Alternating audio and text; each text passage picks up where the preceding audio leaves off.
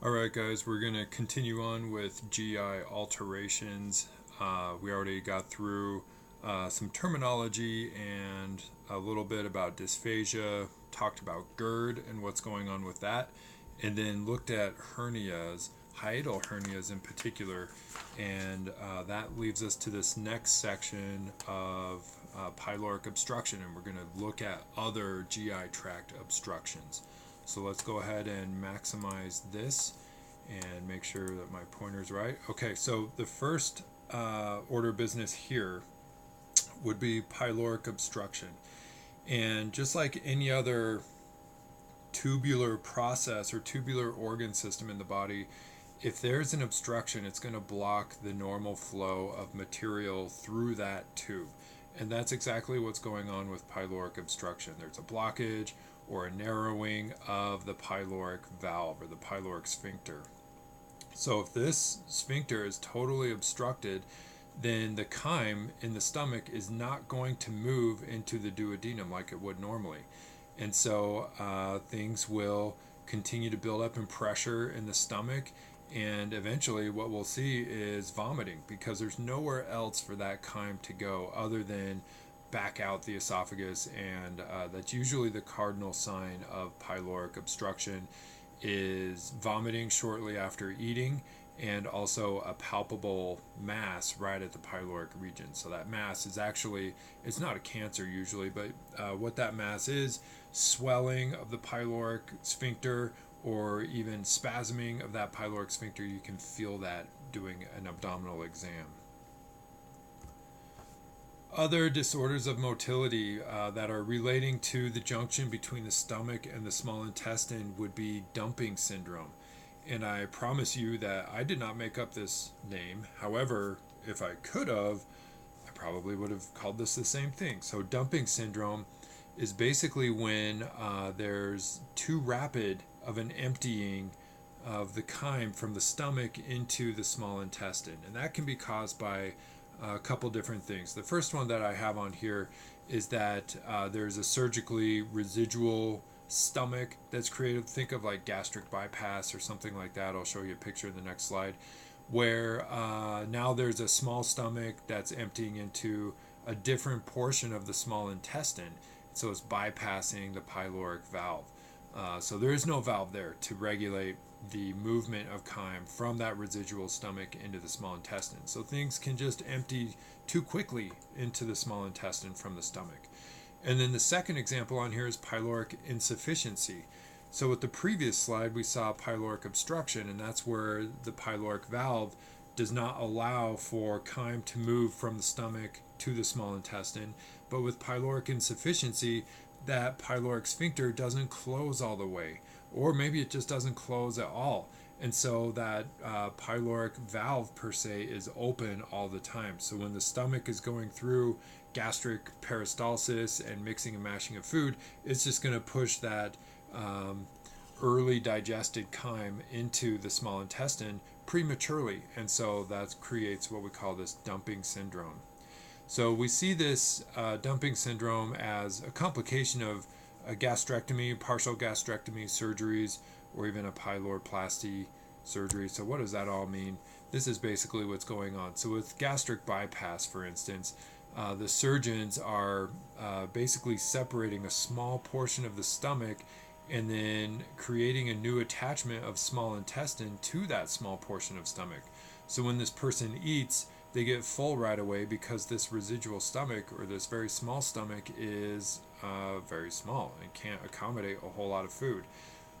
Also notice that pyloric valve is still normally over here, and so they're not moving the pyloric valve. So this opening between this portion of the small intestine and the stomach is just open. There's no sphincter there to regulate, to open and close, and so food kind of comes in, gets mixed with a little bit of stomach acid, and then it just continues on down the small intestine, which can cause malabsorption and maldigestion problems.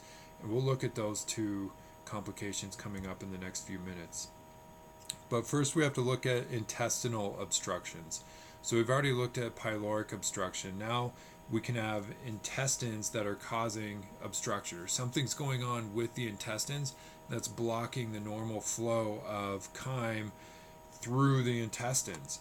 So that could be a mechanical blockage, like a twisting or a pinching of the intestines, or it could be a lack of innervation to that area of intestines, or maybe that portion of the intestines was ischemic because of a blood clot obstructing blood flow to that area of the intestines, and now we've got ischemic and infarcted and potentially dead intestinal portions, and so there won't be any peristalsis going through those areas. An ileus is the general term that we use for an obstruction of the intestines. And that can be from folding, pinching, lack of peristalsis. Ileus is just the general term, so it's not very descriptive to just use the term ileus to describe an intestinal obstruction, because it's kind of saying the same thing. So we've got different types of obstructions listed here. So herniation is the first one right here. This is an example of herniation. So a herniation occurs when a loop of intestine protrudes past its boundaries, basically. So this could be the anterior abdominal wall, so maybe these are abdominal muscles, and the herniation has caused a loop of bowel to protrude past these muscular boundaries, and so now we've got this protruding sac full of bowel that's herniated out from its normal spot. We also see hernias occurring down the inguinal canal, pretty commonly there. An inguinal hernia, small intestine just gets shoved down that inguinal canal, and it's protruding somewhere where it's not normally supposed to be protruding. So not only does this cause an obstruction, let's say the normal flow of chyme is this direction of my pointer coming this way, and once it encounters this pinching off area, that chyme is going to stop. It's not going to move forward through this. Also, if there's chyme stuck in this herniated portion of bowel, it's stuck. It's not going to exit because of the pressure that's pinching off the tube right here. So non-moving chyme or fecal material can start to fester, and then that can start causing inflammation. Infections can occur, and even rupturing of this loop of bowel right here is definitely a risk factor, so we want to avoid that. So not only are we missing out on the normal flow of chyme and possibly fecal matter through this loop of bowel, but what else is being obstructed? And while you're sitting on that, let's look at intussusception, because the same type of thing, same type of complications occur with intussusception. So with intussusception, we've got basically a telescoping action going on of proximal small intestine sliding into distal small intestine, and that creates these folds of the intestinal mucosa and submucosa and muscularis layers. And as it's telescoping into itself, basically, look at the lumen size right here. It's dramatically decreased, and that can cause an obstruction. But also, because we've got folding of these tissue layers of intestinal wall, that's going to cause inflammation and swelling to occur as well. And so the lumen size will continue to decrease, further worsening that obstruction. Something else is being compressed within these folds of intestinal wall, and that something else is the same thing that's being compressed here, not only blocking the normal flow of chyme or fecal matter through these obstructions, but the answer I'm looking for here is that blood vessels are being constricted and compressed right here as well. So we've got blood supply being pinched off as these folds are occurring, blood supply being pinched off as this herniation is occurring. And so if we don't have adequate perfusion of these distal structures that need blood flow, then that can lead to ischemic damage and infarction, and ultimately death and necrosis for that tissue, which can create a whole host of complications for that individual. All right, so the other two that we've got on here, volvulus, is basically just a twisting of a loop of bowel or small intestine. And same thing here. Not only are we obstructing the normal flow of chyme or fecal material, but we're also obstructing blood flow. And so this whole twisted off area can become ischemic and necrotic. A stricture or an adhesion is something a little bit different. What's going on with this is that we've got basically scar tissue that's forming that is approximating loops of intestine that don't normally stick to one another, for lack of a better way to describe it. So if there's this scar tissue that forms, like in this picture right here, then that can create kind of a tight band across the intestine, and it can create an outward compressing obstruction.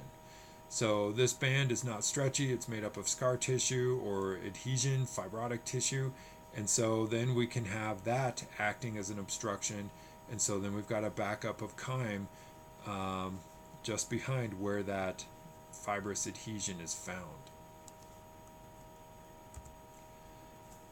All right, shifting gears a little bit, let's look at peptic ulcer disease, because this is a common complication that we do see in our GI patients and primary care patients for sure. So by definition, peptic ulcer disease, an ulceration, is basically a break or an erosion or ulceration of the mucosa, whether that's in the esophagus, the lower esophagus especially, or the stomach, or the duodenum. Those three areas are all considered peptic ulcer disease areas. So also we can have acute versus chronic ulcerations and superficial and deep.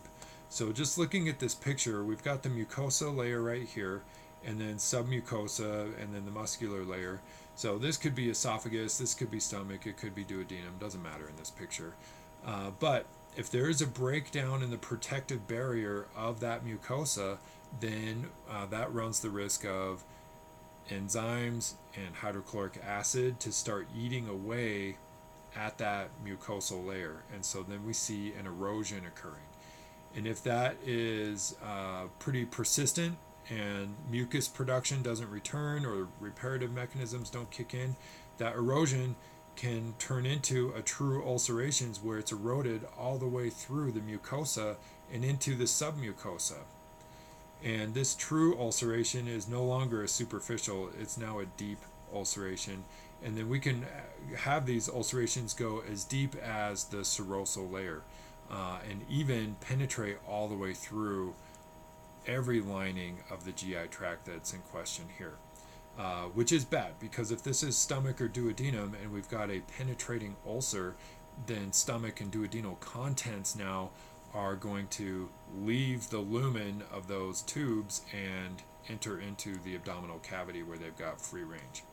So that can cause a lot of inflammation in the abdominal cavity, peritonitis, and even infections as well. Okay, so let's look at duodenal ulcers first. These are the most common peptic ulcers, and there's several mechanisms that are at play here that can cause duodenal ulcers. The number one cause is H. pylori infection, and these pathogens will secrete toxins and enzymes that not only promote inflammation of the mucosa that they're infecting, but also some of these enzymes will break down the mucus and break down proteins that are keeping the mucosa structure intact. And so if those areas are being attacked by H. pylori, their enzymes and toxins, then we're going to definitely see an ulceration develop. A unique characteristic about H. pylori is that it really likes to live in an acidic environment. So stomach and duodenum, that's where it likes to hang out. Another pretty common cause of duodenal ulcers, and I would even say gastric ulcers, would be hypersecretion of stomach acid and pepsin. So this could be caused by cigarette smoking, could be caused by chronic stress. There are some autoimmune conditions where we've got hypersecretion of hydrochloric acid and whatnot.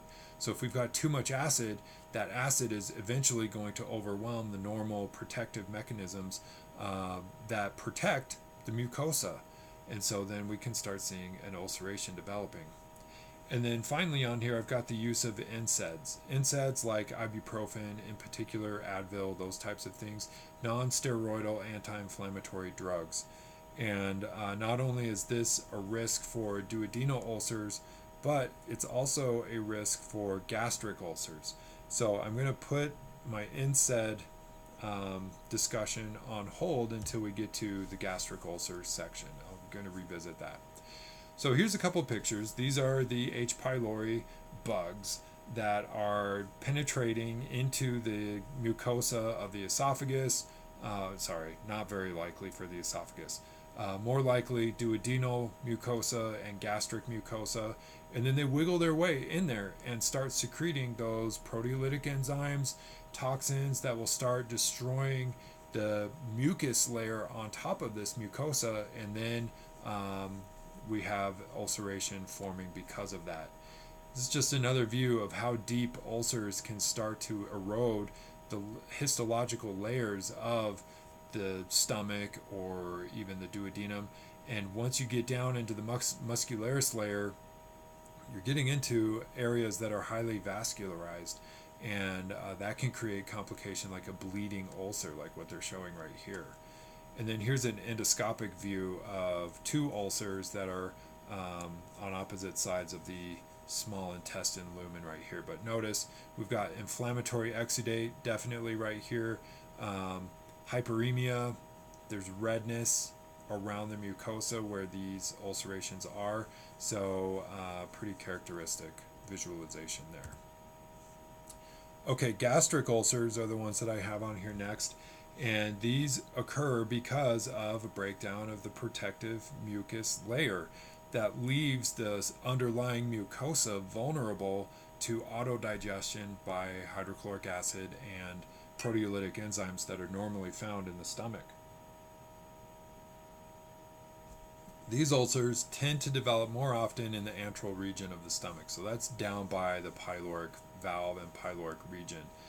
And the most common cause for gastric ulcers is use and overuse of those NSAID drugs, non-steroidal anti-inflammatory drugs. And what's happening here is chronic or overuse of these medications will start to limit the amount of blood flow getting to the gastric mucosa. So, as you're probably aware at this point in the quarter, that once we're limiting blood flow to the gastric mucosa, then those cells are prone to hypoxic damage and will start to become weaker and weaker. And that can leave those cells more vulnerable to injury from the hydrochloric acid and enzymes that are found in the stomach. In addition to that, NSAIDs will thin the blood and reduce some of the clotting that can occur with blood. So if there's a bleeding ulcer, NSAIDs is going to promote that bleeding ulcer for sure. All right, so here's some pictures. Here's an endoscopic view of a gastric ulcer. Look at this nasty, large ulceration right here. So all of this out here is normal gastric mucosa, but then we've got this region of ulceration where the erosion has penetrated deep enough to the muscularis layer, and we have a lot of bleeding going on into the lumen of the stomach. So all of this red around here, that's blood that's caused by this bleeding ulcer right here. So that's one way for us to evaluate ulcerations, is to do some endoscopic investigation.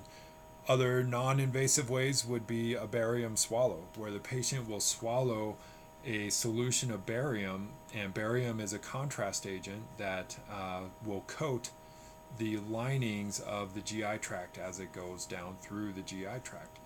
And so basically what we're seeing here, this opaqueness is barium, darker areas are air, and so what the arrow is pointing at is how the barium is collecting into this one spot right here. So this is highly suggestive of an ulceration, maybe like this one, where the barium is just collecting into that divot or into that ulceration now, and that's what we're visualizing here. So non-invasive, but still requires fluoroscopy and radiation for us to visualize this. Okay, I know in your notes packet you also have some information about esophageal ulcers. I'm not really going to cover that, but I think that that one slide is self-explanatory, so I don't think that's very complicated at all. So I just want to move on to stress ulcers.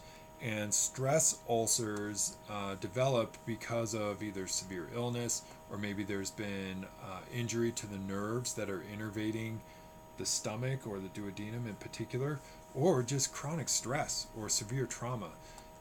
Anything that's going to activate the stress response system in either a dramatic fashion or a long-term fashion increases the risk of developing a stress ulcer. And most of the time, these will show up in the stomach or the duodenum.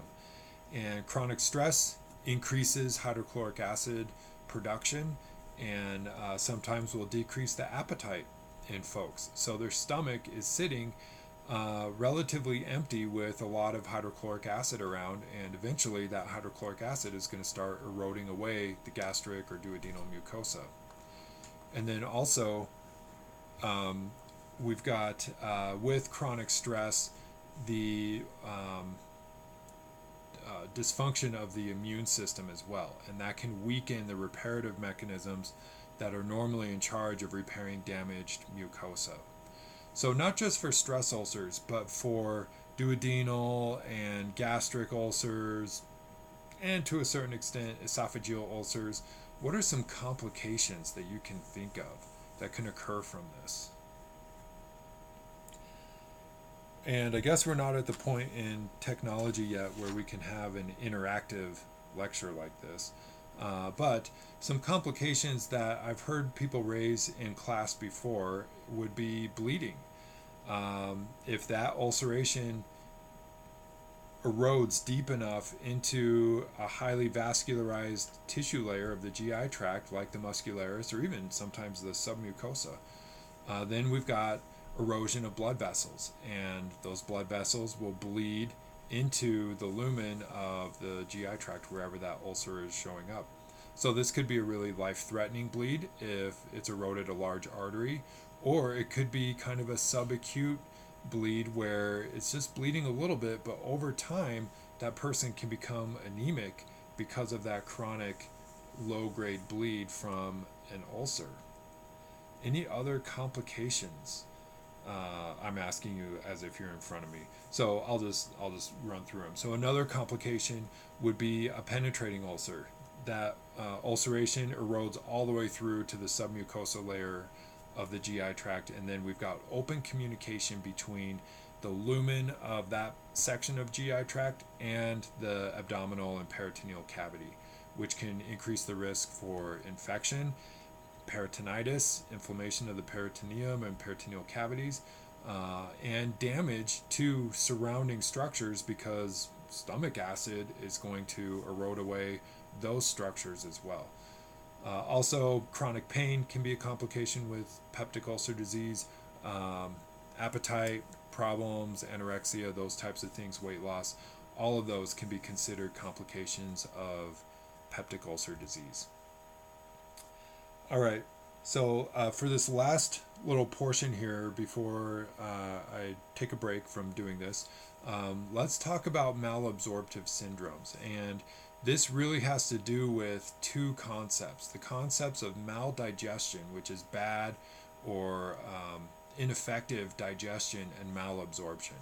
So maldigestion just means that digestion didn't happen very well. So whether that's chemical digestion or mechanical digestion, food stuff did not get broken down into small enough pieces for us to label it as effective digestion. So we do have conditions where we have maldigestion. And then also malabsorption would be the failure of the intestinal mucosa specifically to absorb the nutrients that have just been digested or ingested, and that can leave the rest of the body with nutrient deprivation. So the kicker here is that maldigestion and malabsorption often will occur together. So then my question is, can we have maldigestion causing malabsorption? And the answer here is absolutely. If the food doesn't get digested down effectively, either by chemical means or mechanical means, then those food particles are just too big for the small intestine to absorb those nutrients. So yeah, definitely, if we have maldigestion, you can bet we've got malabsorption. But what about the other way around? Can you have malabsorption without maldigestion? The answer here is, again, yeah, we do. We do see specific disease processes where the digestion function of the GI tract works fine, but there's something going on in the intestines that doesn't allow for effective absorption of those digested nutrients. So malabsorption can occur by itself. Maldigestion, if it's occurring, will typically lead to malabsorption.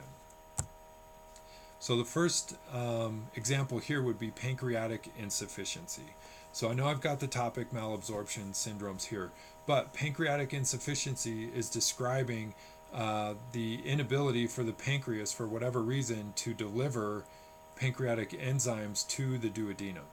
And so ultimately what's happening here is a dysfunction in intestinal digestion. So this originates as a maldigestive process but leads to malabsorption.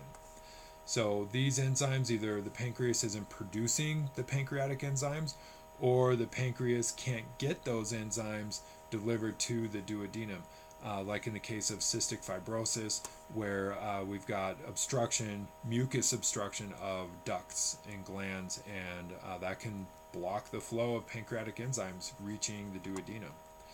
Also, pancreatitis, inflammation of the pancreas can cause this. Pancreatic cancer or even resection where part of the pancreas has been removed, that can cause pancreatic insufficiency.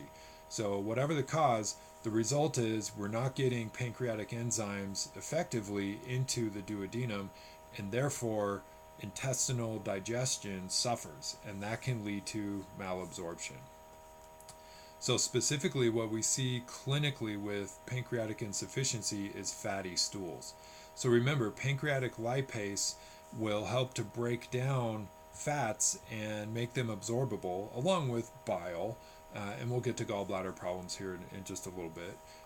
But focusing on the pancreas, if we're lacking pancreatic lipase, then there's going to be more fats in the lumen of the intestine, and that is irritating to the intestine and can create fatty stools, and sometimes steatorrhea, which is fatty diarrhea. And so if there's no fat absorption, then that can lead to weight loss in the person over time. Lactase is an enzyme that will break down lactose, which is a milk sugar. A lot of people are familiar with lactose and lactase enzymes because a lot of folks are intolerant to lactose, meaning that they lack the lactase enzyme in their GI tract. And so that creates malabsorption. So let's look at what's going on here. If we've got lactose, it's a disaccharide, so two sugars, galactose and glucose. And this is mostly found in dairy products, but also in some other foods too. With the presence of lactase enzyme, lactase will just separate these two disaccharides into two monosaccharides. So galactose by itself and glucose by itself. The small intestine, no problem absorbing galactose and no problem absolutely absorbing glucose. Lactose, on the other hand, small intestine does not absorb. And so if there's a lactase deficiency, then we have the buildup of more and more lactose in the lumen of the GI tract, specifically the intestines. And so the bacteria that live in the intestines, they'll see the lactose and they'll say, oh, we can handle this, and they'll break it down by way of fermentation. So byproduct of fermentation is gas production. And so that's where we get a lot of the cramping pain and flatulence from lactose intolerant folks. And also this will cause a certain type of diarrhea. Do you have any guesses as to what type of diarrhea this causes?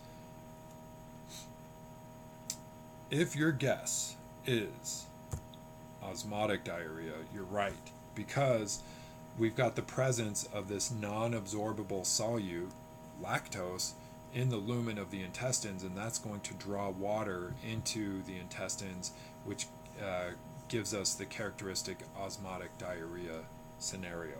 So osmotic diarrhea plus cramping, pain, and flatulence, that's the story of a lactose intolerant person's life. Okay, so next up, bile salt deficiency.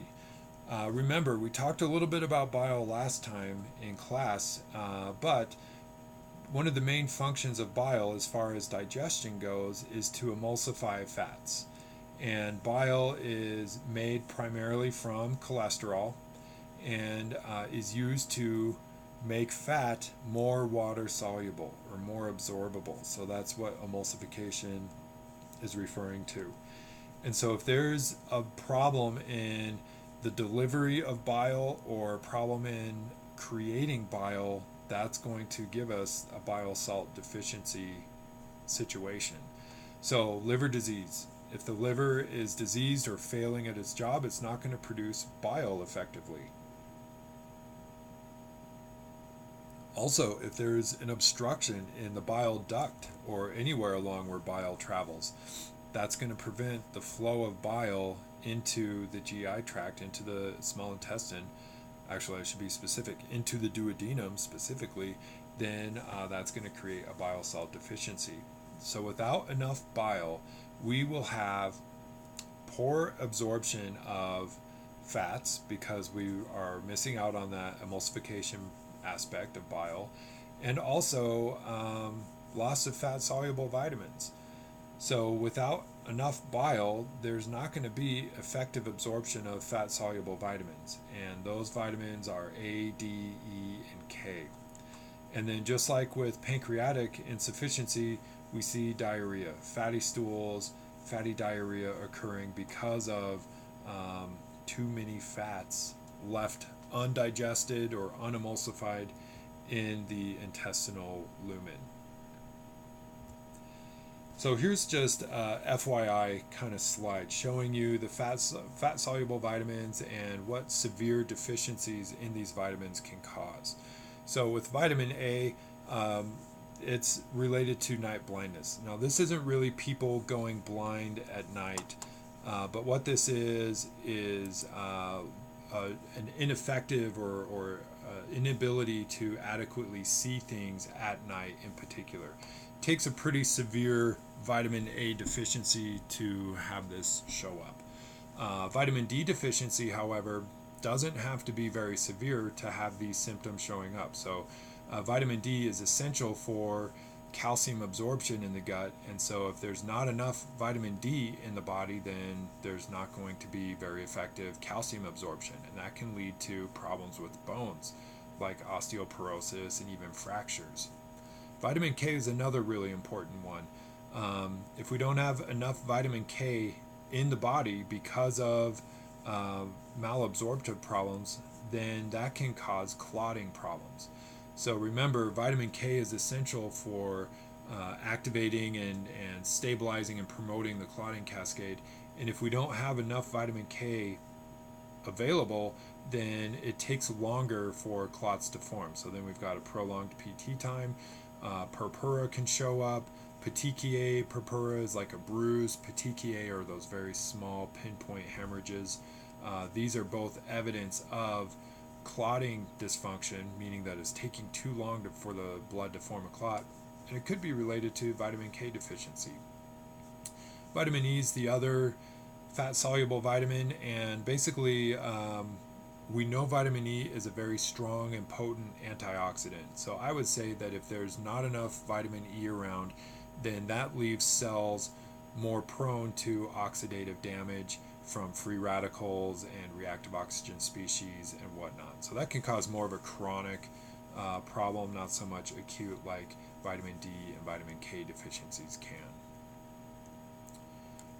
Okay, so I'm going to take a break right now, and then next time you see me, we will get back into lecture mode and talk about the inflammatory disorders and inflammatory bowel diseases.